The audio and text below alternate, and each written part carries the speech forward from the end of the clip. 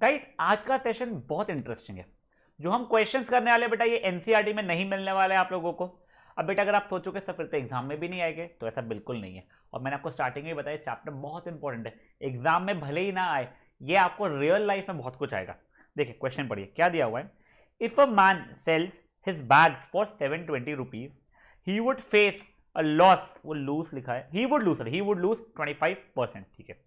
At what price must she sell to get a 25% profit instead?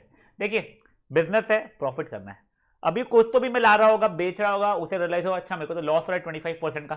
फिर बाद में उसे दिमाग की बत्ती चली कि मुझे लॉस में नहीं, मुझे प्रॉफिट में बेचना है, वो भी 25% प्रॉफिट में बेचना है। तो कैसे करेंगे? देखिए सबसे पहले आपको ये चीज ढूंढना पड़ेगा उसका एक्चुअली कॉस्ट प्राइस कितना है। तो देखिए अगर अगर अभी के सिचुएशन में देखूं तो अगर बच्चा लोग मेरा कॉस्ट प्राइस 100 होता, तो क्योंकि मैं 25% लॉस में बेच रहा हूँ, मेरा सेलिंग प्राइस बेसिकली 75 होना चाहिए था, क्योंकि मैं 25% लॉस में बेच रहा हूँ, ठीक है। तो देखो मेरे को अब कॉस्ट प्राइस कुछ एक्स होगा, तभी तो मेरा सेलिंग प्राइस 720 है। समझा क्या? देखो अभी ये इसको मैं इग्नोर कर रहा हूँ, अभी सिर्फ मैं कॉस्ट प्राइस एक्चुअली निकाल रहा था कि मेरे एक का बंदे ने 720 रुपये में बेचता है वो बैग, और 25% लॉस होता है। तो मैंने कहा था कॉस्ट प्राइस कितनी है, ठीक है। तो इतने में इतना, तो इतने में कितना वाले कंसेप्ट है वही अपना। तो क्या हो जाएगा 100 into 720 is equal to 75 into X. तो एक्स की वैल्यू बेसिकली आ जाएगी 100 इंटू 720 अपॉन 75। 25 से काटा ये 4, ये 3, ये 1, ये 240, ठीक है। तो मेरी कॉस्ट हो जाएगी 240 इंटू 4, ये हो जाएगा 960 रुपीज़, ठीक है ना। ये कितनी हो गई बेटा मेरी 960 रुपीज़ हो गई है। तो बच्चा लोग मेरी एक्चुअल कॉस्ट प्राइस हो चुके हैं 960 रुपीज़। अब सब कुछ ऊपर का भूल जाओ, अब आपको क्या चाहिए, अब आपको 25% प्रॉफिट चाहिए। तो वापस से नया situation, cost price selling price. अगर मेरा कॉस्ट प्राइस 100 है तो मैं सेलिंग प्राइस कितना होना चाहिए, 125 होना चाहिए, तभी तो मेरे को 25% प्रॉफिट होगा। बट मेरा अभी का कॉस्ट प्राइस कितना है 960 है, मैं सेलिंग प्राइस कितना होगा, एक्स यूज़ कर चुका तो मैंने वाई ले लिया। तो उसका आंसर आ जाएगा 100 इंटू वाई। देखिए 100 into Y is equal to 125 into 960। तो वाई की वैल्यू कितनी जाएगी 125 इंटू 960 अपॉन 100, ये जीरो इस जीरो से कटा, 96 इंटू 125, ठीक है। 30 प्लस 3 12 15 प्लस 1 6 7, 9 5 45 प्लस 4 18 22 प्लस 2 ये 0 0 0 2 1 अपॉन 10। तो बेसिकली जाएगा 1200। तो implies selling price should be 1200 रुपये। तो क्यों 1200 रुपये? जिससे उसे 25% प्रॉफिट मिलना शुरू हो जाए। देखिए एक और बात देखिए, क्या था, बंदा 720 में बेचता था तो 25% लॉस होता था, तो बेसिकली कॉस्ट प्राइस 960 की थी। अब कितने में बेचे कि 25% प्रॉफिट हो जाए, तो 960 है, कितने में बेचोगे 25% प्रॉफिट हो, उसे मैंने निकाल दिया। तो आपको दो बार ये चीज़ लगानी पड़ गई, एक बार प्रॉफिट था एक बार लॉस था, समझा। चलो एक काम करो, पहले आप लोग प्लीज़ पॉज करके ना बस इतना कॉस्ट प्राइस तक के आप लोग खुद से निकाल लो। सो सॉरी, हाँ यस, कॉस्ट प्राइस तक के आप लोग निकाल लो बच्चा लोग, ठीक है। नाउ गाइस अब ये बचा कुछ अभी आप लोग पॉज करके निकाल दीजिए बच्चा लोग। अब चलिए नेक्स्ट क्वेश्चन की तरफ बढ़ते हैं हम लोग हमारे। By selling a book for 258 a book seller gains 20% profit, ठीक है। How much should he sell for to gain 30%? लालच, 20% मिल रहा है, नहीं हमको 30% चाहिए, बताओ कितने में बेचूं।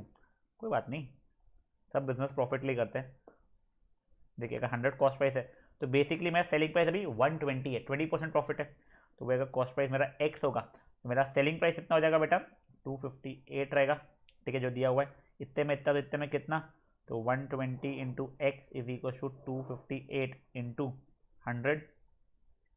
देखिए एक्स की वैल्यू कितनी हो रही है 258 इंटू 100 अपॉन 120, ये जीरो जीरो कटा।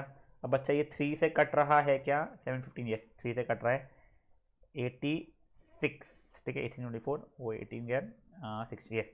और ये हो जाएगा कितना, 3 से कटा तो 4। अब तो 2 से भी कट रहा है बेटा, ये तो 2 से कटा तो 43 अपॉन 2, ये 1 ज़ा ये 5 ज़ा, तो बेसिकली 43 इंटू 5 हो रहा है, ठीक है ना। 43 5 है 15 प्लस 1 21, तो आंसर 215 हो जाएगा मेरा एक्स की वैल्यू। तो मेरी कॉस्ट प्राइस कितनी है 215 है, ठीक है। बट मुझे प्रॉफिट कितनी इच्छा है 30% की है, तो ये 100 है, ये 130। तो अगर मेरा कॉस्ट प्राइस 215 है तो सेलिंग प्राइस मेरा कुछ y होना चाहिए। तो इतने में कितना, तो 100 into Y is equal to 130 into 215, तो y की वैल्यू जाएगी 130 इंटू 215 अपॉन 100, ये एक जीरो इससे कट गया, 215 13 था 15 प्लस 1 3 4 6 5 1 2, आंसर जाएगा 5972 अपॉन 10 था 279.5, hence selling price must be 279.5 rupees. समझा, सिंपल था ना। देखो पहले 20% प्रॉफिट था जब आप 258 में बेचते थे, बट अगर 279.5 में बेचोगे तो कितना हो जाएगा, तब 30% आपका प्रॉफिट हो जाएगा, ठीक है। चलिए पहले आप लोग ये इतना क्वेश्चन कॉपी करो और ओरिजिनल कॉस्ट प्राइस निकाल लो एक बार फट से। अब क्या आपको ओरिजिनल कॉस्ट प्राइस पता है, अब आपको क्या करना है, अब आपको एक्चुअली सेलिंग प्राइस 30% कितनी चाहिए वो निकाल लीजिए। चलिए अब रिज्यूम करते हैं, आगे बढ़ते हैं। A shopkeeper has marked shirt eight ₹420 each, चलो ठीक है, but he says by one get one free, बढ़िया है। He still makes a profit of 5%, सोचो एक पे एक फ्री देने के बाद भी पैसा कमा रहे हो, ठीक है। बताओ एक का कॉस्ट प्राइस कितना हुआ। तो बेटा तुम देखो एक चीज समझो, अगर आप दुकानदार हो, ठीक है, और एक शर्ट के ऊपर 420 लिखा हुआ है, मैं तुमको 420 दे रहा हूं, तो तुम मुझे एक शर्ट दे रहे हो, दो शर्ट दे रहे हो, तुम दो शर्ट दे रहे हो ना, एक पे एक फ्री है, तो बेसिकली तुम्हारी एक की सेलिंग प्राइस कितनी हो गई है, एक की सेलिंग प्राइस ऑफ वन भाई बेसिकली 210 रुपये हो चुकी है। ये 420 में तुम दो दे रहे हो ना, एक पे एक फ्री बोलने की बात है, दे तो 420 में दो रहे हो ना, तो एक शर्ट 210 रुपये की हो चुकी है ना, बात ही खत्म। अब देखो प्रॉफिट तुम कितना बना रहे हो, 5% बना रहे हो। तो अगर कॉस्ट प्राइस और मैं सेलिंग प्राइस देखो, कॉस्ट प्राइस अगर 100 है, सेलिंग प्राइस बेसिकली 105 है, 5% प्रॉफिट कारण कॉस्ट प्राइस एक्स रहेगा, जब मेरा सेलिंग प्राइस रहेगा 210 रुपये। वही अगेन इतने में इतना, इतने में कितना, तो एक्स इंटू 105 यदि कुछ 210 इंटू 100, तो एक्स की वैल्यू जाएगी 210 इंटू 100 अपॉन 105, ये 1 सा ये 2 सा, आंसर हो गया 200। तो कॉस्ट प्राइस ऑफ एक शर्ट कितना है मेरा 200 रुपीज़ है। तो बेसिकली देखो शाना 200 रुपये की शर्ट थी, बेच कितने में आता 420 रुपये में बेच रहा था, फिर बिक नहीं रही होगी इसलिए एक पे एक फ्री लाया उसने, उसके बाद में भी उसने प्रॉफिट कमाया है कितना 5%, यानी कि इसमें भी 10 रुपये कमा रहा है। समझा आप लोगों को क्या हुआ ये क्वेश्चन, मस्त क्वेश्चन था ना। ये जी आपको रियल लाइफ में भी दिखेगी, सीधे सोचो कई बार आप लोगों को जो 1 पे 1 फ्री मिलता है, ये सब कुछ मिलता है, उसके बाद में भी सामने वाला इंसान प्रॉफिट कमाता है, तो एक्चुअल में उसका कॉस्ट प्राइस कितना कम होता होगा, समझा। चलिए ये सब चीज़ें ये चैप्टर का समझ में आने लगती है। पॉज करो, इसको सॉल्व करो बेटा। नेक्स्ट क्वेश्चन, नाइस क्वेश्चन, मस्त क्वेश्चन। देखिए the selling price of 10 articles is same as cost price of 11 articles. मतलब आपने 10 आर्टिकल उतने में बेचा जितने में आपने 11 आर्टिकल्स खरीदे थे। प्रॉफिट हुआ है या लॉस हुआ है पहले तो वो समझना पड़ेगा, और जो हुआ है उसका परसेंटेज निकालना पड़ेगा। पर जब भी ऐसा क्वेश्चन रहे ना, देखो मैं बताता हूँ, let cost price of 1 article be, अपन अभी के लिए कुछ 1 मान के चलते हैं, ठीक है। अपन को सिर्फ ये देखना है कि प्रॉफिट हुआ है लॉस हुआ है। एक आर्टिकल का कॉस्ट प्राइस कितना है 1 रुपये है मेरा, ठीक है। तो implies cost price of 11 articles कितना हो जाएगा मेरा 1 इंटू 11 मतलब 11 रुपीज़ हो जाएगा। तो cost price of 11 articles, cost price of 11 articles is equal to selling price of 10 articles है बेटा मेरा। अब कॉस्ट प्राइस ऑफ 11 आर्टिकल्स कितना था मेरा 11 था, is equal to selling price of 10 articles, ठीक है। अब देखो अब ये 10 आर्टिकल्स का अगर 11 रुपीज़ है तो implies 11/10 is equal to selling price of 1 article हो गया। तो कुछ समझे नहीं क्या किया। देखो मैंने क्या बोला, मान के चलो कॉस्ट प्राइस एक आर्टिकल का 1 रुपये, कितना रुपये 1 रुपये, ठीक है। तो उसके अंदर 11 आर्टिकल से मेरा कॉस्ट प्राइस कितना हो जाएगा 11 रुपये हो जाएगा। अब क्वेश्चन में क्या दिया है, जितने में 11 खरीद रहे हो उतने में 10 को बेच रहे हो, ठीक है। तो अब देखो अब आपका 11 का कॉस्ट प्राइस इक्वल टू 10 का सेलिंग प्राइस, तो यानी 11 रुपये इक्वल टू 10 का सेलिंग प्राइस हो गया है। तो एक का सेलिंग प्राइस कितना हो जाएगा मेरा 11/10 यानी 1.1। अब देखो कॉस्ट प्राइस 1 रुपये है, सेलिंग प्राइस 1.1 है, मतलब क्या हुआ है आपका, इम्प्लाइज प्रॉफिट हो रहा है मेरा, ठीक है, प्रॉफिट हो रहा है, ठीक है फाइन। प्रॉफिट कितना हो रहा है बेटा मेरा, मेरा 0.1 रुपीज़ हो रहा है, 0.1 रुपीज़। तो देखो अब जब कॉस्ट प्राइस मेरा 1 है तो मेरा प्रॉफिट है 0.1, तो कॉस्ट प्राइस रहेगा 100 तो प्रॉफिट कितना रहेगा मेरा x रहेगा। तो देखो 1 into X is equal to 0.1 into 100, तो x इज इक्वल टू 10, तो मेरा प्रॉफिट परसेंटेज कितना हो गया, 10% हो गया। थोड़ा कॉम्प्लिकेटेड लगता है पर ये ध्यान रखो ना, एक का कॉस्ट प्राइस को 1 रुपी मान लेना हमेशा ऐसा, ठीक है, 1 मान लिया, फिर आपको सेलिंग प्राइस वगैरह मिल जाएगा, एक का सेलिंग प्राइस निकालना, फिर प्रॉफिट है या लॉस है आपको समझ में आना शुरू हो जाएगा। एक करो ये वाला बेटा खुद से, ठीक है ना, मस्त क्वेश्चन है बेटा, आप लोगों को स्कूल में पूछे नहीं पूछे, आप लोगों के जो एंट्रेंस एग्जामिनेशन वगैरह होती है उसमें पूछते बेटा, ठीक है। चलो पॉज करो इसको और सॉल्व करो बेटा। चलिए अब नेक्स्ट क्वेश्चन की तरफ देखते हैं हम लोग। एग्जैक्टली वैसा ही है, डेटा चेंज है, selling price of 30 articles is same as cost price of 25 articles, find profit या लॉस परसेंटेज, ठीक है। चलो एक बार पॉज करो इसको और ट्राई कर लो, देखते हैं। Let cost price of 1 article B 1 rupee, ठीक है, implies cost price of 25 articles कितना हो जाएगा मेरा 25 रुपी हो जाएगा, और मुझे आता है cost price of 25 article is equal to selling price of 30 articles, मतलब मेरा सेलिंग कितना हो जाएगा 25 is equal to selling price of 30 articles. अब देखिए इसका मतलब क्या हो जाएगा 25/30 is equal to selling price of 1 article, जिसकी वैल्यू कितनी हो रही है 5/6 के बराबर हो रही है। कॉस्ट प्राइस 1 है, सेलिंग प्राइस 5/6 है, सर यह तो नुकसान हो गया है, तो देखो implies loss is equal to 1 minus 5/6 जो कि हो रहा है 1/6।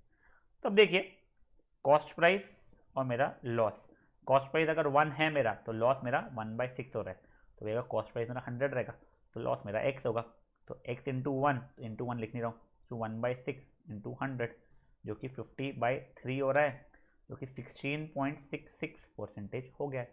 मेरा लॉस परसेंटेज कितना है, मेरा लॉस परसेंटेज है 16.66%, ठीक है। चलो कर लीजिए इसको भी सॉल्व बेटा आप लोग, सिंपल डिम्पल क्वेश्चन है यार, ठीक है। चलो पॉज करो बच्चा इसको और सॉल्व कर लो। Is last question for the day, ठीक है, चैप्टर खत्म नहीं है, ज़्यादा खुश मत हो। A sold a property to B at 20% gain, चलो ठीक है, B sold it to C at 10% gain, चलो वो भी ठीक है। अब सी ने 3,30,000 रुपये भरा है, तो एक्चुअल कॉस्ट प्राइस कितना था प्लॉट का आपको बता देना है, ए ने कितने में बेचा था बी को वो बताना है आपको। तब देखो बेटा क्वेश्चन ऐसा ऐसे बना, अपन ए से बी की पहले बात करते हैं, ठीक है ना। ट्रांजैक्शन जो हुआ है ए टू बी का, ठीक है, कितने परसेंट प्रॉफिट में बेचा है आपने, 20% प्रॉफिट में बेचा है। तो देखो ये मेरा कॉस्ट प्राइस है, मान लो ये सेलिंग प्राइस है, ठीक है। अब देखो अगर मेरा कॉस्ट प्राइस 100 रुपीज़ है अगर, तो सेलिंग प्राइस मेरा 120 रुपीज़ होगा, तो उसी कारण से अगर मेरा कॉस्ट प्राइस x है, ठीक है, मुझे कॉस्ट प्राइस पता ही नहीं अभी भी, ठीक है ना। देखो एक मैं आपको बता दूँ, कॉस्ट प्राइस अगर मेरा 100 रुपीज़ है तो मेरा सेलिंग प्राइस कितना होगा 120 रुपीज़ होगा। तो अभी क्या कॉस्ट प्राइस को मैं x की जगह पे, देखो डेसिमल वेसिमल में आएगा इसलिए आपको बता रहा हूँ, आप कुछ अभी के कॉस्ट, चलो ठीक है एक बार x लेकर समझाता हूँ। अगर x है तो सेलिंग प्राइस आपको कुछ y रहेगी, अपने को y निकालना है, फाइनली वैसे x निकालना पड़ेगा, y निकाल रहे हैं अपन लोग, ठीक है ना। तो देखिए 100 into Y is equal to 120 into X, तो बेसिकली अपनी सेलिंग प्राइस को काम को सेलिंग प्राइस लिख दो आप लोग, सेलिंग प्राइस कितनी हो रही है मेरी 120 इंटू एक्स अपॉन 100 हो रही है, ये कटा 12x/10 हो गई है। चलो ठीक है, इसको 1.2x भी लिख सकता था बट मैं लिख नहीं रहा हूँ।